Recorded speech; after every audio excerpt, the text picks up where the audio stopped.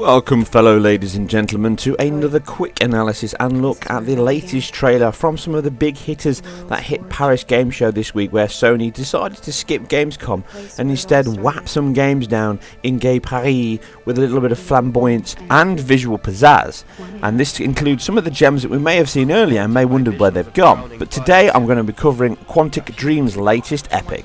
Most widely known and loved for their previous PS3 hitters like Heavy Rain and Beyond Two Souls, David Cage and the team certainly know how to deliver a game that engages you, and Heavy Rain was a very popular game at launch. Beyond Two Souls not quite as popular, but certainly even more impressive from a visual stance, and the team certainly know how to push hardware to the absolute limit.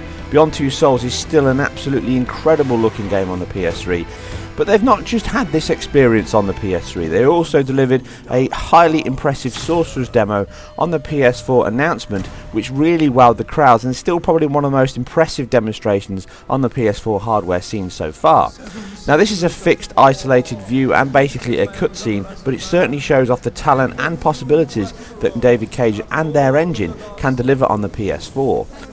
Not afraid to step back into his own material, he's actually using a demo he released on the PS3 a few years ago regarding an android called Kara, having to use her panic and charms to convince the operator not to dismantle her back into the box. This struck a chord.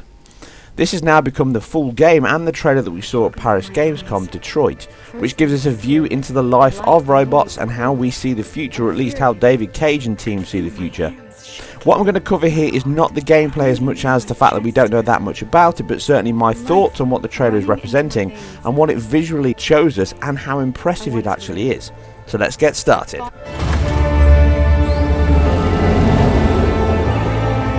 I had to find out what was outside. What I'm going to do is break this down into 5 fun facts just to show you what makes this trailer so impressive and why I'm more excited about seeing more from Quantic Dreams. Number 5. The city. The choice of Detroit as the game's setting is a clever and very obvious one, being one of the most industrial American cities in modern history, along with giving birth and a home to such giants ranging from General Motors to RoboCop. It is an industrial and technical hive of activity, if not quite as bustling as its heyday, but it gives us a diverse and technology-centric setting with which to set the tone of such a yin and yang balance within its creation. It gives the game a very vivid and compelling vision of the future and does not feel too far removed from our current time. With a busy and thriving city with which we can explore, learn and interact means that the game can cram in a wealth of variety for the player without the need to have huge kilometers of road and open areas which to get lost in.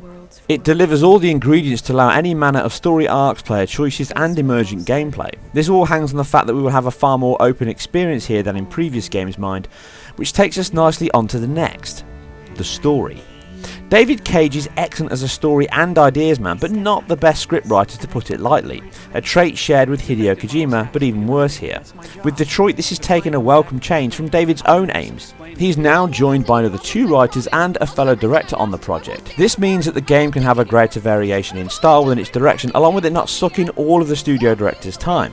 This most excites me, as having other writers on board means that we should get a far more balanced, mature and diverse story and themes, more importantly characters, that will enable us to relate and ultimately empathise with them, a feat achieved with the Kara demo, and it excites me greatly to see how and where this story will lead of a modern day Pinocchio tale within a digital age.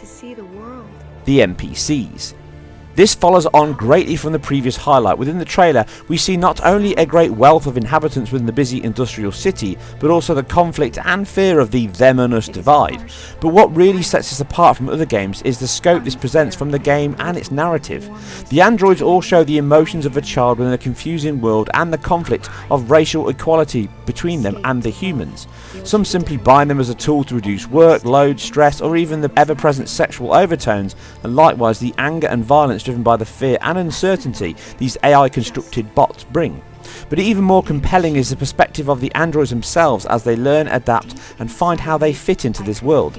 The staggering detail within the characters across the trailer is truly awe-inspiring, from the uncertain glances on a train as the divided sections are not adhered to, the passive stance of the android being assaulted both physically and verbally, while the clear hatred is showed within the antagonist's face and eyes. But this diverse and staggeringly high detail is clear throughout the trailer, from the building inquisitive stares of other androids becoming conscious and self-aware of their own existence as Kara leads the way with the same childlike interest and interaction. The trailer really captures the possible scope, experiences and ultimately questions it could give and ask of us within such a rich and divergent city, with hopefully an equally heterogeneous collection of occupants, both human and android. Weather and time. Again, here we see clear signs of weather playing an equally large role. As the time-lapse sections show, we are most likely and hopefully looking at a full day and night cycle along with dynamic weather. As the clouds roll in and the rain falls, we see NPCs opening umbrellas or even having their own android servants cover them from the rain. Having this range of environments and conditions simply helps immerse you even more and become engrossed within the world and its character's journey within. This delivers not only a great visual improvement, but is also a tool with which to help set mood and impact with hopefully some of the sections it will cover within.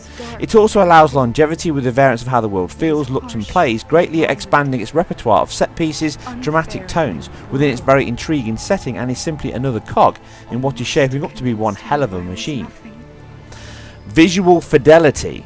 But I could not complete this Fast Facts article without touching on my most favourite part and a big reason my channel even exists. All the above sections would work and deliver an engrossing and compelling tale within themselves, but combined with Quantic Dreams' staggeringly impressive engine, art and animation team, this really sets it apart from other similar games.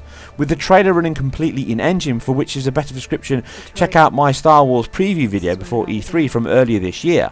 Quick view is this is a game and engine running within the target specs and aims of the PS4, but within the developer's environment, so may not all be real time, but is most certainly the target and most likely the final result. With what looks to be a fully native 1080 display within the letterbox presentation of the previous Beyond Two Souls and the Order 1886, it really is a spectacular showing.